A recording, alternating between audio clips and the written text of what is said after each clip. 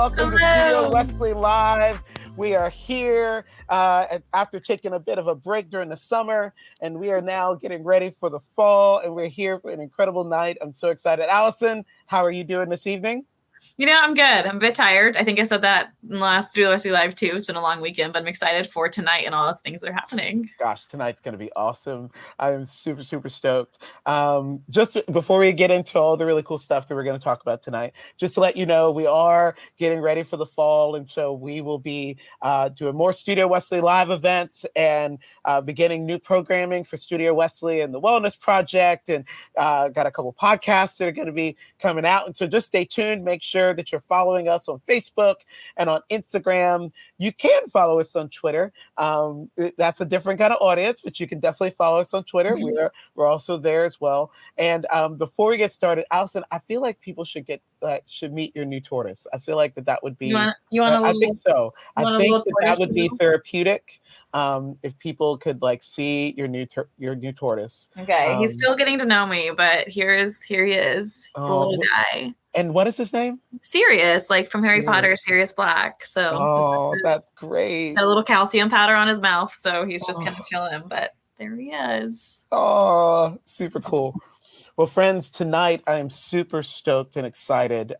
We've got a good friend of the Wellness Project and of mine. His name is Josh Packard. He is the executive director of the Springtide Research Institute. And y'all, the link's going to land in the Facebook comments in a bit, but y'all just need to spend a half day on this website. There's so much good content and information, data about a lot of things, because Springtide does a lot of really cool stuff, but specifically around Gen Z and mental health, which is what we're going to talk about tonight. And so in a moment, Josh is going to come up onto the stage, and he's going to talk to us a little bit about their research and what they're learning. But I'm super, super stoked about it. We were going to do a similar workshop at the Florida Annual Conference this year back in June, but some things happened during that event that caused us to sort of take a step back and say, the best thing that we can do right now, if we're going to talk about Gen Z and mental health, is to not just power through, not just do the thing that's on the schedule, but actually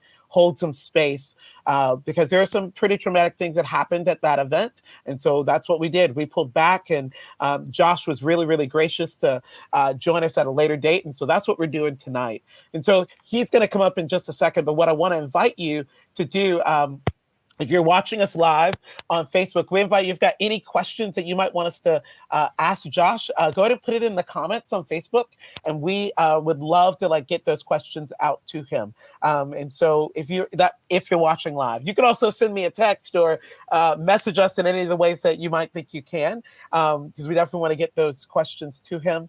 We'll have a Q&A time in a little bit. So with that, why don't we go ahead and bring Josh onto the stage? And as we're doing that, I want to give a huge shout out to Michael Yerrick, who is our tech in the backstage behind the scenes. Thank you, Michael, for being awesome. We're so excited. And Josh, how are you doing, my friend?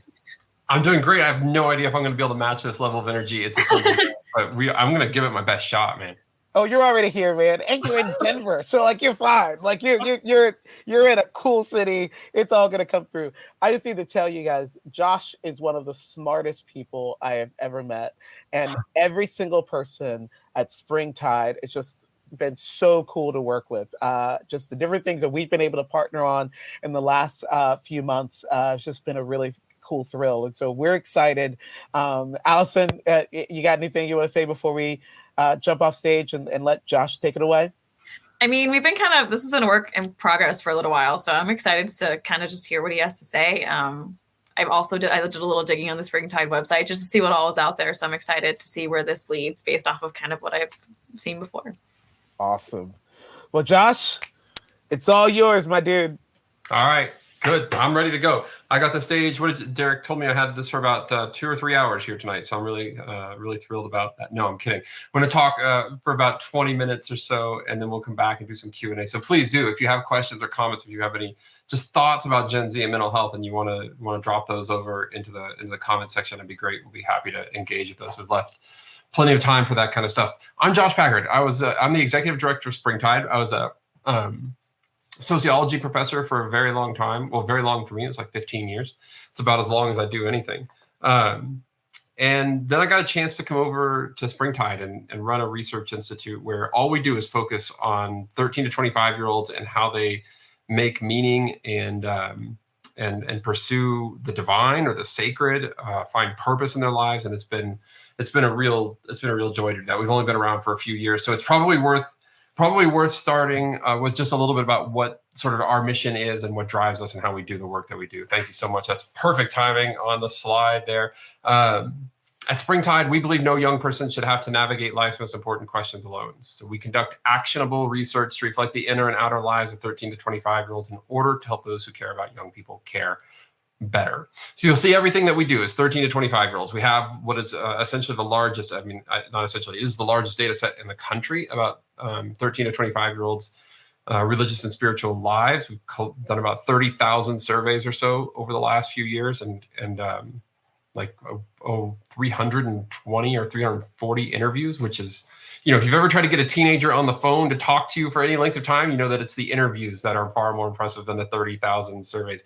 But really, this whole thing for us is it's about trying to understand the full lives of what's going on with Gen Z. I mean, I think a lot of times when we talk about their religious lives, when researchers look at them, they track these sort of standard metrics about attendance and affiliation, which are fine, but don't really tell the full story. We know that there's institutional disengagement, but that doesn't mean that young people are uninterested in these questions and uninterested in finding meaning and purpose in life, figuring out why they're here on this earth, et cetera. So that's what we try to do.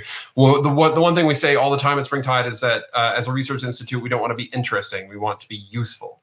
And that makes us a little bit different as a research institute. We're not just trying to put stuff out into the world that makes you sound smarter at a cocktail party. Does anybody go to cocktail parties anymore? You get the idea. We're trying to actually produce frameworks that are actionable out of the research that we're doing so that the data can drive real change in the ways that you want to make change. And the way we do this is this approach called data with heart. So I already talked a lot about the actual data that we collect, but the other important thing to know about Springtide is that we're not sort of white-coated lab scientists. We're not objective. We have a real bias, a real dog in the fight, so to speak, which is that we want to see young people flourish. And we think that in order for them to flourish, their faith lives need to be well considered. It doesn't mean that they have to land at any particular spot for us. It doesn't even mean that they have to land in a place that says that they believe in God. But we just think that the data say, and we believe that it's really hard for a young person's entire life to be flourishing if they haven't at least considered those questions, and ideally considered it with people that they trust walking side by side. So that's what we're trying to do. And so we have voices of young people throughout our organization, throughout our research process constantly. So we've got our own podcast called The Voices of Young People. We have a young person's advisory board that we meet with monthly. We have interns, a writer in residence, a BIPOC fellow, just lots of ways that we're trying to make sure that we don't just become a bunch of old people studying young people.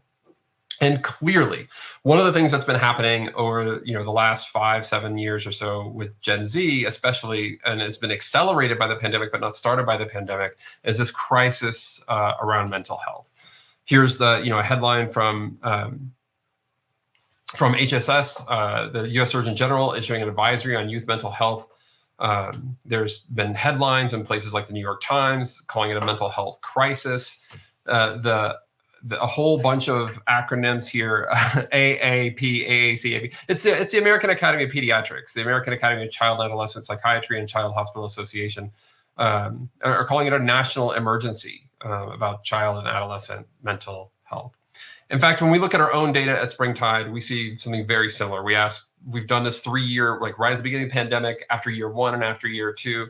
During the pandemic, which of the following have been the biggest challenges for you? It wasn't even fear of getting sick, and it wasn't like losing out on, graduations or jobs or those kinds of things, those ceremonies. Those things were all important, but the number one challenge for young people during the pandemic was actually their mental health. 61% of young people point to the fact that part of the reason this is so challenging is because the adults in their lives don't know how much they're actually struggling with mental health. So we asked some of our members of our ambassadors if they could share with us what is it that they wish that the adults in their life knew about their mental health but don't know. And I want to share some of those with you now. You might have to turn your volume up for this because we're going to crank it as loud as we can on our end, but sometimes the volume comes through kind of low here. Hi, I'm Mercer. I'm 17 years old from North Carolina, and something that I wish that the adults in my life understood about mental health is that it comes and goes in waves. Just because I struggle with a certain thing doesn't mean that I'm gonna display that 100% of the time. Do you know what I mean? So if I like struggle with depression or something like that, doesn't mean I'm gonna be super sad like all the time, you know. It can last for like a day or two, or, you know, a few weeks, or a cycle through like months or seasons. So I wish that they understood that. Another thing that I wish that they understood is that I kind of, oh God, I kind of suppress it myself. So when I want to act like I'm fine, minor things tend to like set me off, if that makes sense. So it's not really that I'm freaking out or like really small things like trigger me. That's not it. It's just that it's like an accumulation of things, and they kind of build up until very minor inconveniences happen, and that's kind of what sets me off. So yeah, I wish that they understood the cycles, and I wish that they understood that I'm not overreacting about a small thing, but it's an accumulation of all the things that are happening all at once. So that's it. Oh man, I just love. I get to hear that a lot from Mercer, and I just think it's so insightful. We've got a couple more of these that we'll share here just to get us started. The one thing I would like adults to understand about mental health is that sometimes it's okay to be sad and to not have a direct, concrete reason. I think I experienced this a lot, trying to explain away my sadness to not be sad anymore. And I realized that we never do this when we're happy. We never, when we're just having a day where we feel happy or joyful, we don't sit there and think, why am I happy? What are the reasons? Sometimes you just are, and you just feel it. Maybe it's the energy in the room, or maybe it is something that happened in particular, but we often don't try to explain away our happiness. In the same strain, I think when we're sad, we try to explain it away so we don't have to feel pain or sadness or grief. And we say, well, it's not that bad, or it could be worse, or things like that. And I think it's important sometimes to sit in sadness, because in the world, there are really beautiful, wonderful things that make us happy. And there are also really sad and terrible and horrible things that happen that can make us sad. And I think it's okay to be sad and to not have to come up with a reason to explain it away, but rather to just sit in it, allow yourself to feel it as a real emotion. And then, you don't have to stay there forever. So finding a silver lining without completely stepping over the grieving part of existence, I think is really important. Not just for young people to understand, but for older generations to know that they can do, I think is also important. Anyway, thanks. 44 years old, and I'm still striving for that level of emotional maturity. I think that's super insightful. We've got one more of these from Fardwa. The one thing Hi everybody, my name is Vanessa here, and I am a 20-year-old recent graduate of The Ohio State University. The biggest thing that I wish I'm an adult, so I guess what I mean, the biggest thing that I wish people in leadership or authority positions over me understood about mental health is that you don't actually need to be in a crisis to need help. Mental health is extremely valuable and important, and it's something that we should all be honoring and protecting in our daily lives. So that would be my biggest point. Super cool. So I love these stories. I mean, it's just a little taste. Like if we've got this crisis going on, right, we get a little taste here of sort of what's going on under sort of often like under wraps, that adults often don't hear about. I'm curious if there are people from Gen Z students watching right now. I'd be very curious to know sort of what your responses are if you resonate with any of those comments, because often when I get a chance to do these presentations in front of 13 to 25-year-olds, they see people on the screen, they see these three young women on the screen, and they can point like, that's me, that's exactly how I feel. And 1,000 other things, 1,000,000 other things, right? But I think mostly it's important to know that there's a lot going on with mental health in Gen Z that most of the adults in their lives are just completely unaware of, or to the extent that they are aware of it, they might be drawing a causal connection between a behavior and an event that doesn't actually exist. And I would say that's probably takeaway number one for me, is that we just aren't spending enough time actually listening to young folks and sort of what's going on in their lives, and really listening to understand, not listening to correct, but what they keep telling us is that they genuinely want adults in their lives who will just listen to understand them, because they often feel misunderstood. All right, so how do we do that? We talk a lot. I mentioned earlier that we talk a lot about Springtide, about being useful, not just interesting. Well, after collecting a whole bunch of data about mental health in Gen Z and listening very intently and closely to the young folks who are in our orbit, and then also looking at some of the academic literature about this, we've been able to come up with this framework. And this is what all of our work in this realm is about. At Springtide, we're spending an entire year talking about mental health in various situations. So education, religious settings, and then later next year, early in the year, we'll have stuff come out for parents and for employers. And what we're trying to do here is not to replace the sort of mental health first aid, like what do you do when somebody's in crisis? All this stuff is really important. I got trained in that when I was a professor. It's not, and a couple of times put it into action, to a young person's, immediate benefit. And I was really grateful for those things. But I also felt at the same time that I wished we were doing more to prevent those situations from happening in the first place. In fact, as I sat there, as I did this little thought experiment at the beginning of this whole series that we were thinking about doing on mental health, I asked myself, what would be, how would you design an organization to be the least mental health friendly kind of organization possible? And then I sketched out a whole bunch of characteristics, like it would be really hard to navigate, the stakes would be really high, the pressure would be on, there'd be really, bad health, like physical health habits ingrained into the schedules, et cetera. And I was like, oh, I just described a college campus, because colleges are like the worst at this, despite having lots of resources in general to help young people when there's an actual crisis event. But the structures themselves continue to replicate and put students in those situations that lead to those crisis events in the first place. So that's what got us thinking about this. And what we found is that there's actually some things we can do in our organizations by establishing connections, expectations, and purpose. So we don't have a whole ton of time. We're not going to unpack each one of these tonight or go into depth on them, but I want to present this framework to you because I think that this is what we can be doing as leaders. And if we can build organizations that are mental health friendly or mental health positive, then we won't need to use those crisis intervention techniques quite so often. So let's start with the first one. What do we mean by connections? Well, connections really feels like belonging. And the research here is really clear. When young people feel like they belong to an organization or belong to an institution or a group where they spend a lot of time, they're much less likely to be experiencing mental health issues. And right now, they're experiencing a lot of or a significant lack of belonging. In fact, we're sort of in the middle, even before the mental health crisis, we're in the middle of a belonging crisis. This is data here from Cigna. This is pre-pandemic data, 2016, 2017, finding that lots of Americans are lonely. But, and this is, by the way, this is using a standard scale of loneliness and isolation developed out of UCLA that's been around for 45 years and used in a variety of contexts. You see that last part, though, that Gen Z is the loneliest generation. That has never happened before until 2016. It's every time that the scale has been used on a national level or with lots of generations, it's always the oldest cohort who's the loneliest, who feels the most isolated. For the first time now, it's the youngest, and their loneliness and isolation scores are higher than we have ever measured before. That is remarkable and noteworthy, and it comes with some pretty severe consequences.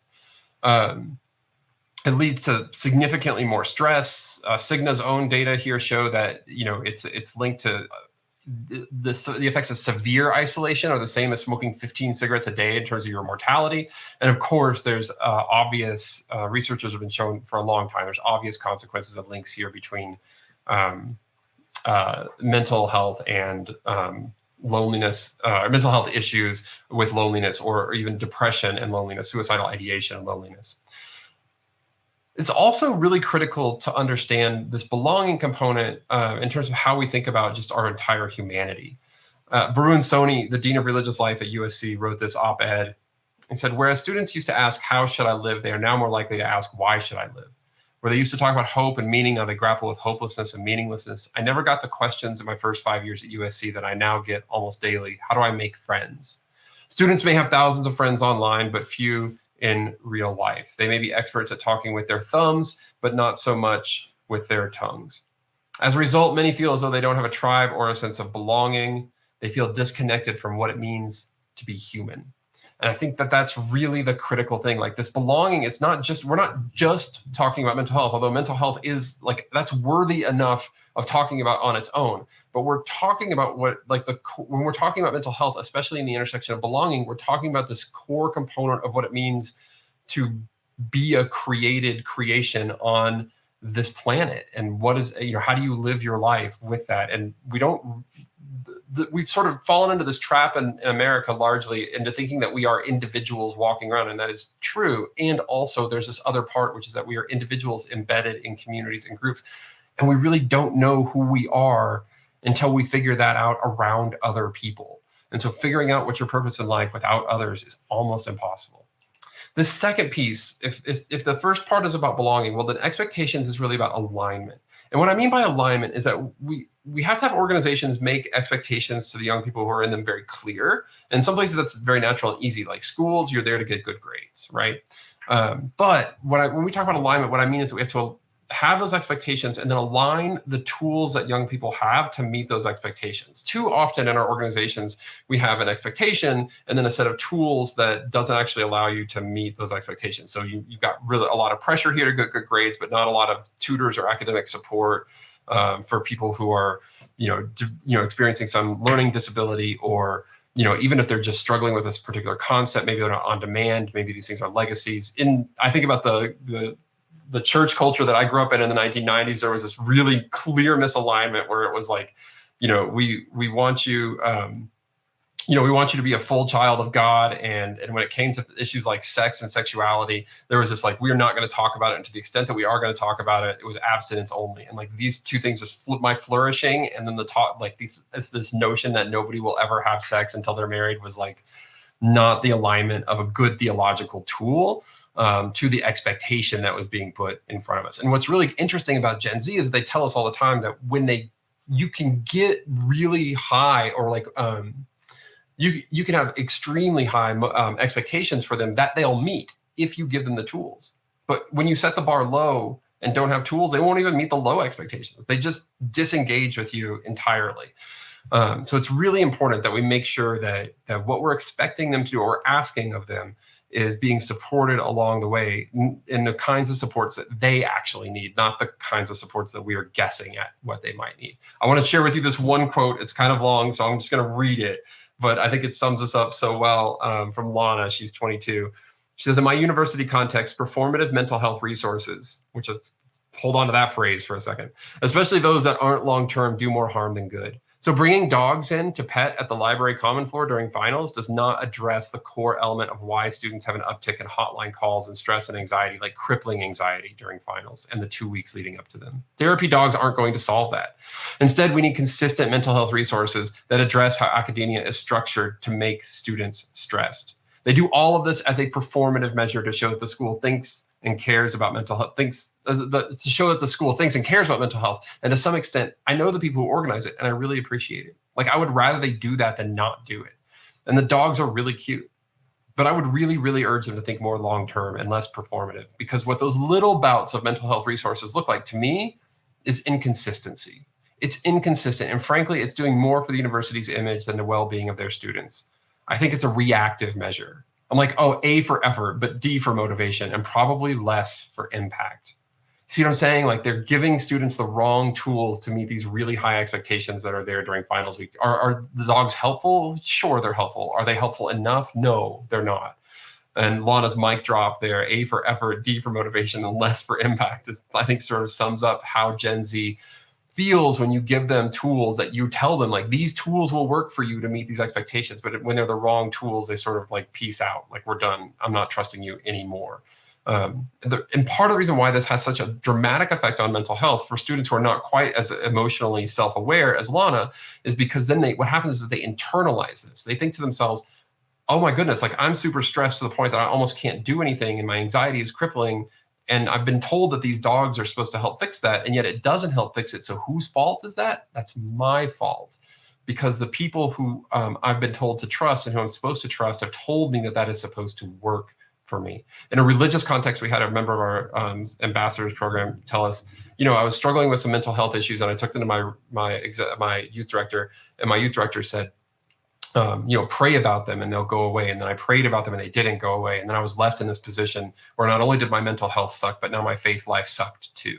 We have to be aligning the appropriate tools to meet the expectations that we have for Gen Z.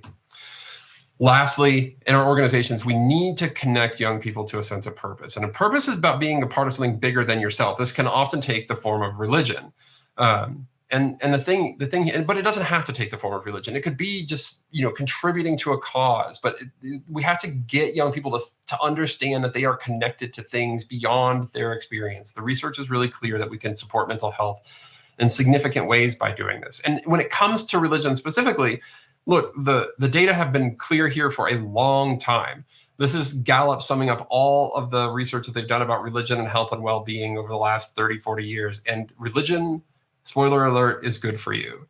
The very religious rate their lives more positively, less likely to have been diagnosed with depression, experience fewer daily negative emotions.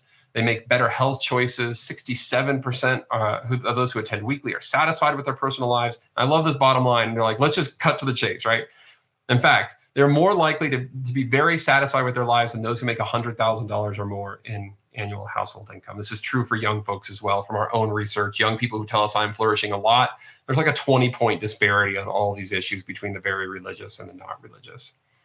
Even if we just sum up as one question, I generally feel that what I do in my life is valuable and worthwhile. The very religious, again, strongly agree. The not religious at 17. And it's about, it's sort of just, it's a straight linear relationship here. Every time we go from very religious to kind of religious to sort of to not, we just drop down that line. So establishing a sense of purpose, connecting people to something bigger than themselves, aligning expectations to the actual real tools needed to meet those expectations, and fostering more connections through a sense of belonging. If we can do these things in our organizations that we run, that we're a part of, even in our classrooms, if you're a teacher or a professor, we just stand a much bigger chance of not having to use those mental health first aid resources and trainings that we've been getting, which is, I think, something we would all be after. If you'd like to actually dive more into this, we'd be thrilled at Springtide. We're like I said, we're in the middle of the series. We're going to be here for a whole year. We released the Educators Edition right at the end of the school year in the spring. The State of Religion and Young People About Mental Health will come out here in like 2 months, and then early next year for parents and employers. All right. Thanks so much, everybody. I really appreciated getting the chance to share some of this with you, and I think Derrick's going to come back in. We're going to chat a little bit, answer some questions. Josh, whoa, there's so much. Thank you so much for all that. I mean, there was like a lot, and I've got a couple of friends sending me texts, and this has already just been so informative and helpful. And I've got like a ton of notes, and I'm trying to figure out where I'm going to start. So maybe I can start here. Can you just, there might be some parents or leaders watching this video later on, next week or something like that. Yeah. And they're hearing you talk about Gen Z and this crisis of mental health that we're currently in. And they're kind of like, yeah. But when I was in college, it was hard for me too. Like, when I was...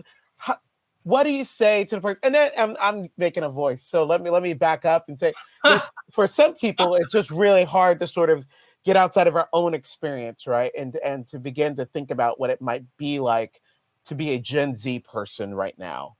How would you help us to do that? To get out of our Boomer, Gen X, even early millennial experience, and begin to get a sense of why this is such a crisis, specifically for Gen Z? Well, let's first, I think sometimes we can get carried away by trying to diagnose. I mentioned that we like to be useful, not interesting. And often a diagnosis is interesting, but not, and sometimes it's useful. But a lot of times when we start trying to figure out, where did this country start losing trust in institutions? When did that happen? Or like, when did Gen Z, why is their mental health so much different than everybody else's? Well, none of that changes the fact that we we currently have a generation of young people who are experiencing mental health issues. So I'm happy to play the diagnosis game because I do think it's useful in some ways, but let's not lose sight of the fact that no matter what answer we come up with here or how much you agree or disagree with mine, it doesn't change the fact that we've got a whole bunch of young people and experts and, a bunch of data all telling us that what we've got going on right now is a real crisis. So what's going on with Gen Z? Well, every generation lives through its own challenges. That's not, I don't want to go sounding the alarm, but I think we've got a particular confluence of things here where, this generation it has dramatic distrust in institutions. Which means that they're disconnected from them. And it's not because they're the first ones to mistrust institutions. It's that for the first time, what we have now are parents who were raised to kind of mistrust and develop their own mistrust of institutions, raising kids who are therefore disconnected from them. A pastor asked me once, why does Gen Z dislike religion, religious leaders so much? I'm like, they don't dislike you. They nothing you. They don't have experience with you. They have no idea. Last time I taught the sociology of religion, we went on our field trips, right? We went to a church and a mosque and a synagogue. And usually in the past, when I first taught it at Vanderbilt as a graduate student, over half of my students had, well over half, maybe 3/4, had been into some kind of church, mosque, synagogue before. This time, it was less than 1/4 of my students that had been inside of a church. They're completely disconnected. And I think that is materially different. And the reason why it matters for their mental health is because those institutions are still largely the places where the adults who would guide you through really hard times and teach you sort of resiliency and skills and how to make meaning out of your life and where do you find a sense of purpose and what is valuable about you. Those adults still exist. And I've met a whole bunch of them and they care very much. But now they're just not, they're sort of locked away from Gen Z and they just don't, it's not that they wouldn't do it. They'll do anything for them. They're just not encountering them, Yeah. Gosh, Josh, I really appreciate, and you said it earlier, it's not the listening to figure it, to correct, but it's the listening to understand. And I think some of what we as the older generation have to be really careful with is even when we're trying to do the diagnosing, right, that we still need to stop long enough and just listen to understand where our young adults are and what they're experiencing, and less of what do I need to do so that you're happy. I really appreciated hearing that second video of even this idea of explaining emotions away and just and trying to get out of that trend, but the ways that there needs to be space held if that's going to happen. And Derrick, I don't know what it was like when you were growing up, but none of my friends would have been making those that would not have been a conversation. If you had asked me to record a 90-second video when I was 16 about what I wish the adults in my life knew about my mental health, I'd be like, it's fine. I don't know. What are you talking about? And I will say that for me, I have just, as being in campus ministry 20 years now, I just feel like I've never seen a generation have to wrestle with so many things in real time. And to be that articulate about it, of this notion of we can and do need, we need space to be sad, and then we'll be okay. And I need the adults to know that they don't have to fix this. They can just, I just the amount of emotional maturity. They're not emotional. Look, Gen Z is not any better than any other generation. It's just that each generation sort of brings with it its own skills that they have to develop based on the events that they live through. But so I will say that what they're better at is understanding, talking about, grappling with mental health issues. I mean, if they have an expertise that other generations don't have, that is it. And it's interesting to hear them speak so eloquently, almost right off the cuff, whenever we get a chance to interact with them. And I know you all are interacting with young adults all the time, and it's part of why I really appreciate your work, because what I'm watching come from Springtide is it's information that's based on real conversations with young adults, as opposed to sort of a clinical, philosophical conversation. So what I would love to do for a second is kind of take those three components that you laid out for us: the connections, expectations, purpose. And I was just mind blown when you connected the connections to a belonging crisis. And I'm wondering if there's a pastor watching this right now, we're going to get to some Gen Z questions in a second here. But if there's a pastor watching, they're thinking about the belonging crisis, is there one thing that a pastor might do to begin to curb some of that for the Gen Z individuals around them? Absolutely. And this was mind-blowing for us. The very first study that we ever did at Springtide is actually called Belonging, because we were so taken by this research from Cigna that we wanted to see, well, we have our own questions that we want to ask. And what if we go all the way down to 13? Cigna just went to 18. And one of the hypotheses that we had going into it was that, like, well, surely there's going to be a difference, right, between like kids who go to churches or mosques, like kids who are involved in religious groups and those who are not, like parachurches, regular, whatever. And we're going to probably write a report that's going to tell that story. Like, religious kids are doing better because they're connected. And what turned out, and what has been pretty consistent in all the stuff that we've done since, is that Gen Z is disconnecting attendance from belonging. That just because they attend something does not mean that they feel like they are connected to it. Like, the reasons for attendance are wide and varied. And, it's sort of like, you may get my body, but you're not going to get my soul. Like, I felt that way for the whole, I knew real early, like 3 weeks into my last season of playing football as a sophomore in high school, that I didn't want to play anymore. But my parents like, you gotta stick it out, because you made a commitment. So I was there for like the whole freaking season. But I was like, fine, like, you can make me show up here, but I do not like these people. I think those adults that are coaching me are jerks. Like, I am not going to, they can yell all they want. I'm not running any faster. You know what I mean? And when we looked at the data, it was like, there was no difference statistically between how alone young people felt based on whether they attended or didn't attend. So the one thing for a pastor to understand is that attendance should not be your marker of whether a young person belongs. Now, attendance with a connection to a trusted adult in that space, that blows the roof off of it. I mean, that makes all the difference in the world. But if they're just showing up, you should not count that as, like, in terms of belonging. You may count that as a win in other ways, like theological or all. But if what we're focused on is belonging and mental health, you should not count that as a win in terms of mental health. It's an opportunity to connect with them and really turn it into a win. But it's not a win just because they're showing up. Josh, that's a game changer. Like, I'm tempted to just stop right now. Like, let's just all camp out on this, because church world is like massively about attendance. Well, and yeah, we've determined so many things are successful based on how many people are rolling into a room or not, especially around next generation. So I think you might have another comment to add to that, but oh my gosh, like, I've already Well, I was just going to say, Derrick, I'm really curious, because one of the places that we see getting this right almost by default, like it's like baked into their models, is actually campus ministries, because CMs are not they're not driven by these attendance metrics. I mean, for a lot of campus ministries and parachurch work that I know, like they have to, especially in the non-denominational world, those people have to raise their own support, but then that support is like sort of frees it, which sucks, and it brings its own like troubles and all kinds of things, but it at least frees you up from having to say, like, well, I got 60 people to show up on Sunday morning to, then you're free to kind of do the work. And so that the work that y'all end up doing on campus ministries is much more relational, almost by default, because you sort of see that that's the real need on the ground.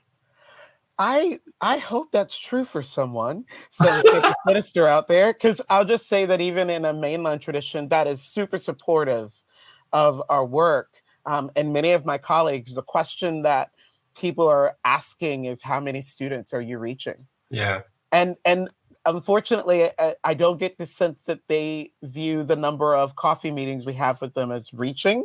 They want to know how many you've got in worship and how many went on your retreat. And these are metrics. And then there's comparison. I mean, and again, I think it's part of sort of just the way that the Western evangelical model has shaped us for some specific reasons that I recognize are reasonable. But I think that is a game changer, that attendance is not equal belonging. And so we have this belonging crisis. And so packing a bunch of college students in a room isn't actually getting there.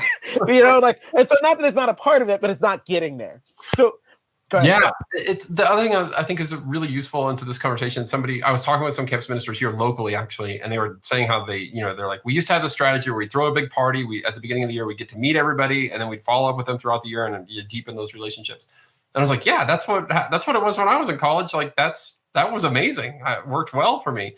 And then we started listening to Gen Z talk about what scared them most in life. And they're like, showing up at a large event where I don't know anybody, that's like the scariest thing you could ask me to do. And I realized like, oh, for this generation, that is like, what a terrible way to go about trying to engage. Like that is the most anxiety provoking thing that you could possibly do. And so what they said was like, we're just going to switch this up. Like we're going to spend all year getting to know people one-on-one. And then, in the second semester, we're going to start inviting them to dinner parties and then gradually scale those up so that it feels less like a party where you don't know anyone and more like coming home when you get to a gathering. And it was just like a light bulb moment for me, because it was seeing like what we were hearing on the data side and then hearing this example of practice actually come together in a way that the light bulb for me wasn't like, I think that they're definitely doing it right. It's that the light bulb for me was like, I'm not so sure that my own experiences as a teenager 20 years ago are much used to helping to understand teenagers right now. Like it's just not, I'm not so sure that it's all that useful as a guide. We need to be looking at different sources. What worked for me won't work for them. This is literally a masterclass right now. So good. And we need to get to some Gen Z questions in a second. So I'll ask one more question from the older folks, and then we'll get Allison back in here and get some Gen Z questions in. So I wish we had time to talk about expectations. That's super cool. But I want to talk about purpose.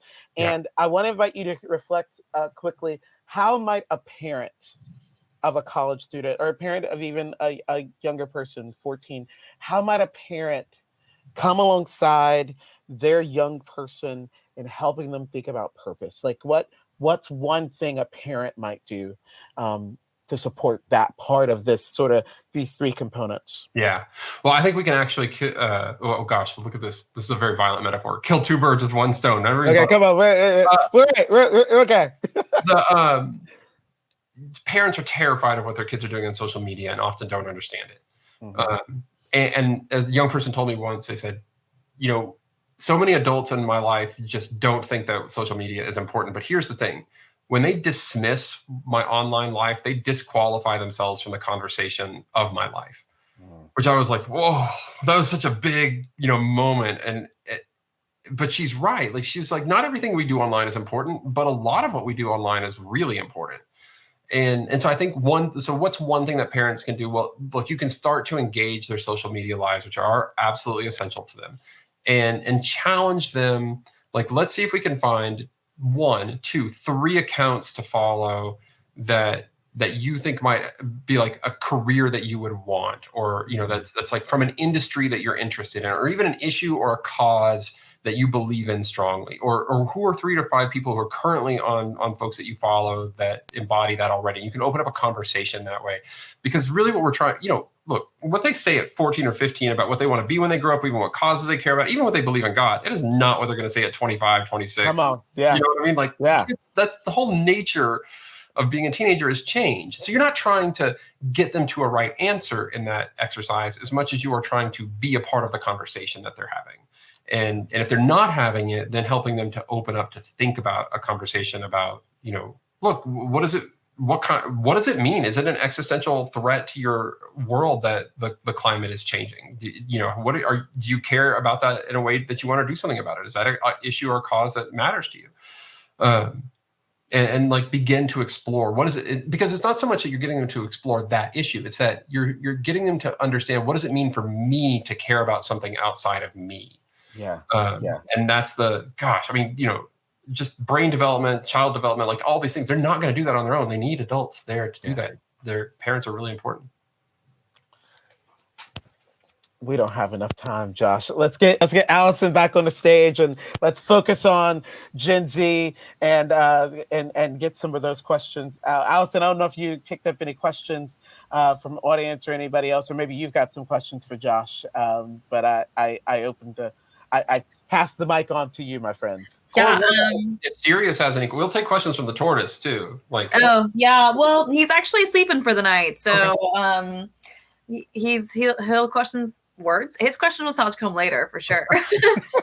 Wow. I don't know why I couldn't get that sentence out, but I actually do have a question. I kind of put it in the chat because it was something that one of the students in your video said early on. You don't need to be in a crisis to get help. Yeah.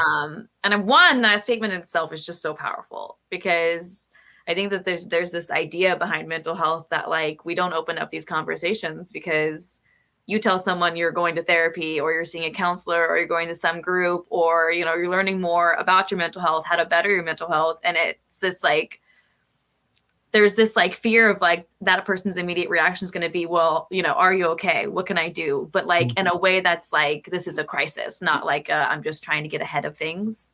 And so I'm curious as like a young adult, how do you step into that conversation without creating those like alarms of crisis?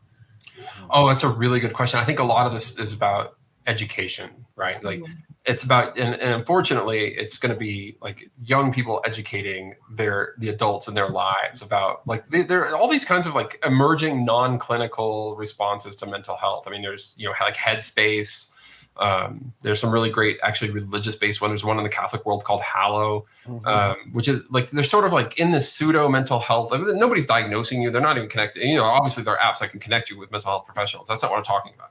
I just mean this notion of like, you know, that you might be engaged in mental health exercises to strengthen your mental health, to make you more resilient in advance of things. But I don't think that, I'm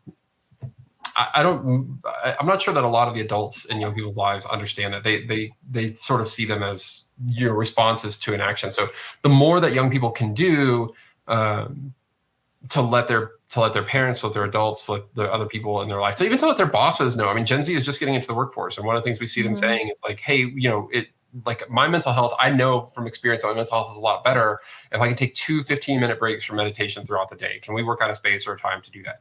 And because these are not things that they're, even the best intentioned adults who are, you know, if you're 45, 50, 55, like and older, these are not conversations that you're probably very comfortable having.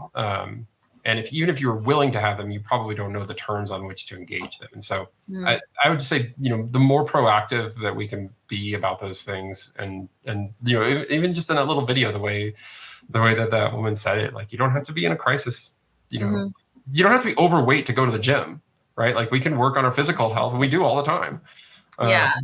And mental health is, I think, for Gen Z, much the same. Yeah, thank you. That's awesome. One of the things I was going to ask you, and actually it came from one of my friends who sent me a text during the show a little bit earlier, is, you know, how do we normalize this conversation around mental health? How do we actually make it a part of sort of the regular way of being, as opposed to, again, like these crisis points? And I think some of what you've already said, like asking for these 15 minutes to do meditation from our employers. But do you have any other thoughts on how we normalize this conversation around mental health for Gen Z? Well, I've been seeing this actually take place even in my son is he'll start 7th grade tomorrow. This is today's last summer for us. Even in those, like at age I think the key phrase to remember here is age appropriate, right? Like, what are the age appropriate conversations to be having with young people in your life around mental health? Like, it's, you know, we're probably not jumping into the deep end with a 3rd grader and talking about suicide. You know, that's not the issue, right? Like, but can we start talking about resilience? Can we start talking about good feelings and bad feelings, and if there's a difference between those two, and how to identify them, and how to calm down, you know, when you're feeling stressed and anxious. So he keeps coming home. You know, he came home from school last year with like, oh, these are the things that we're learning about mental health. There's a lot that we can do just to educate the young people in our lives about like normal brain development kinds of things. Like, yes, you know, teenagers are more prone to see things in black and white. They're less able to do nuance. They're more pushed to the extremes as their hormones start firing and they're not bad people. You grow up and mature, but you do that with guidance. And so I think having those conversations explicitly through the lens of mental health, and being like, as much as possible, I know this is uncomfortable territory for a lot of parents and religious leaders too, about our own, like, you know, when have we felt like really sad? Even if it's not like rising to the level of something that's diagnosable, or when have we been diagnosed and sought treatment, and what is the difference, you know, that has made? I get, in fact, in some ways, this is going to be easier to talk about with your own kids than it will be with your friends, because your fellow 40-year-olds, there's still a lot of stigma attached to that. If you're, you know, like me, a lot of 40-year-olds are parents of middle schoolers, but there's not for middle schoolers. You know, like, you could tell them like, oh yeah, I've been seeing a therapist for a long time. You might not know that, but like I have like off and on, I'm dealing with bouts of depression, and they'd be like, You know, like it would not even be a thing for Yeah. a 15 or 16-year-old in general. Whereas I don't know that I agree. Like, I'm not so sure that that's a comfortable conversation to have with a, with a 50-year-old, because there's all kinds. So I think we should give them credit for what they deserve credit for. And this mental health conversation and being able to have it is one that they want. It's one that they're looking to adults to provide real concrete guide and information for. They're comfortable doing it and having regular check-ins about it. And we should honor that and engage with it. Awesome. I've got 2 more questions that I want to get in before time. Allison, I just want to know if you had any more questions that you wanted to ask Josh before we begin to wrap up. I mean, I kind of have like a mini question, but if you want to go ahead and ask yours first, then I'll ask one, and then I'll kick it to you for your mini one, and then I'll end. Okay. So one of the questions, this is a little bit different, but you'll see where it actually comes from. One of the folks who's watching live, Ashrith. I think I said your name right, Ashrith. I hope so. The Ashrith just asked this question, like, what's your favorite part about working with Gen Z? Oh yeah.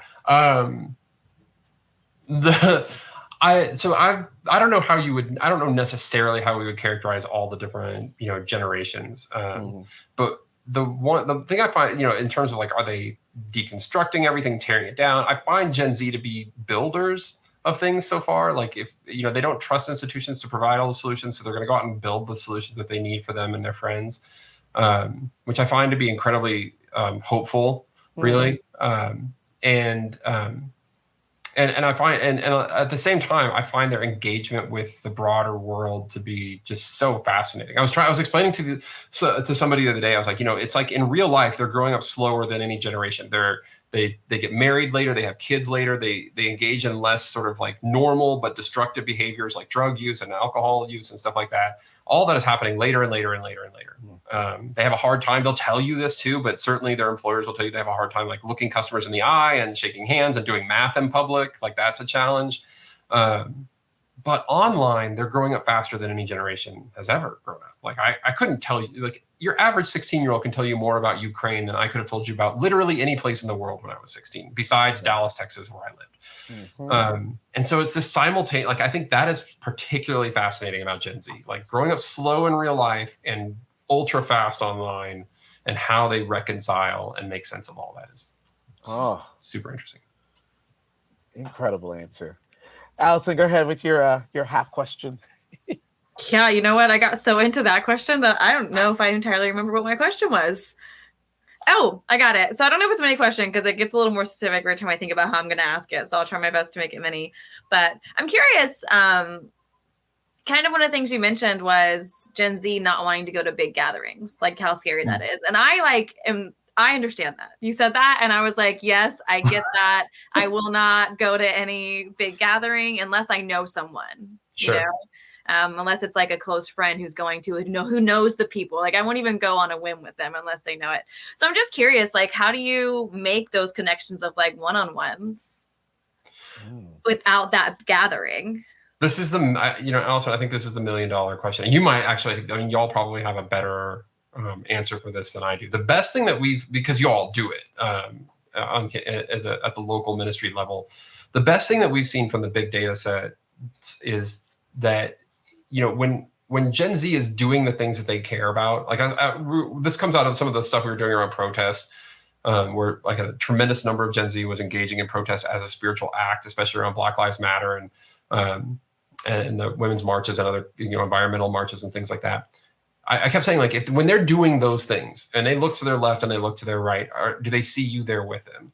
Because if they don't, and it doesn't, these don't have to be acts of social protest. I mean, it could be, it could be games, it could be, like a lot of people in Gen Z really engage in lots of fantasy games. And like, if you think those are all silly and you're going to poo-poo them, like you shouldn't be there. Like, if they're online and on TikTok and they're doing, silly dances and other things, and you're not willing to do any of those challenges, then like maybe working with Gen Z isn't for you. At some point in the course of their lives, they've got to be able to look around and see you in the same space. And if you're not there, then I don't know that I don't know how you answer that question. Like, how do you have a relationship with them?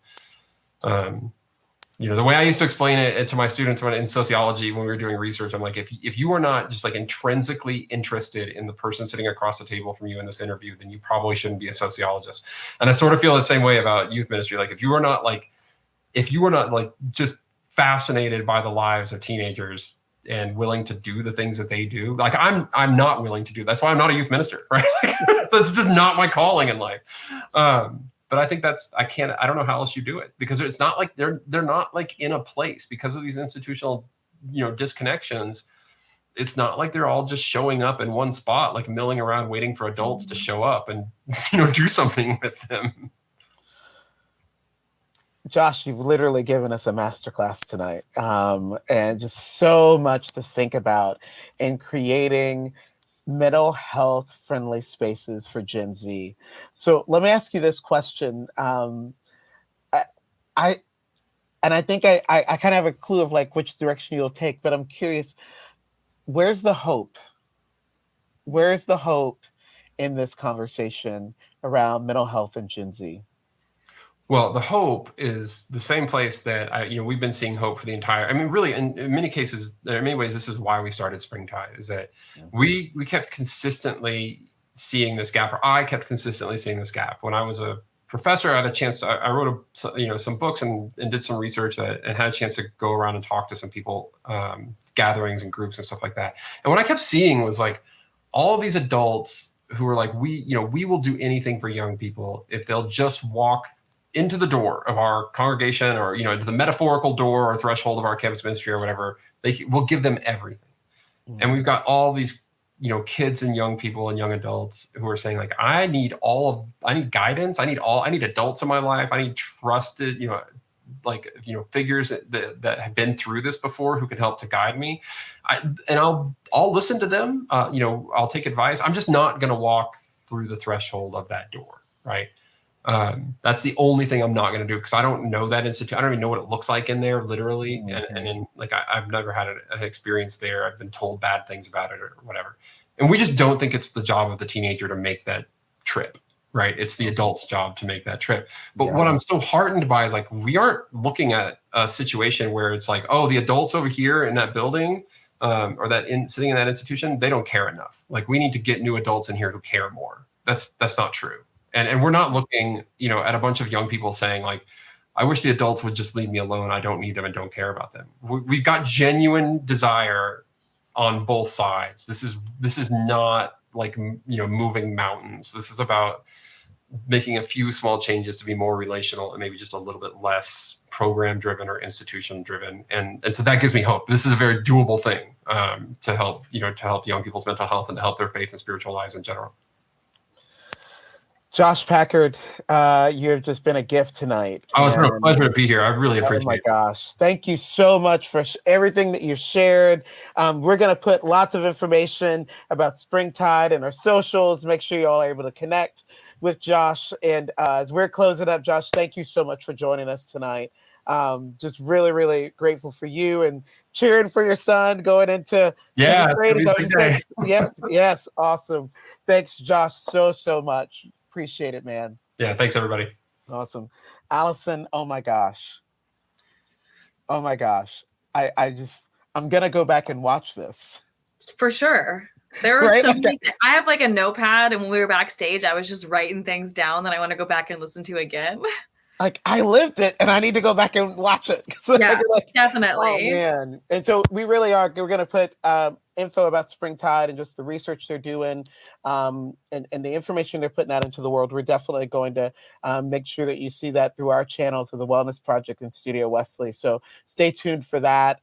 And as we go into this fall semester, we look forward to seeing folks a lot more in our live events, as well as just following us on social media and connecting. And this has just been a really good night. Feeling good, Allison? Yeah, I'm so excited for this one. And like I said, I want to go back and watch it again. Absolutely.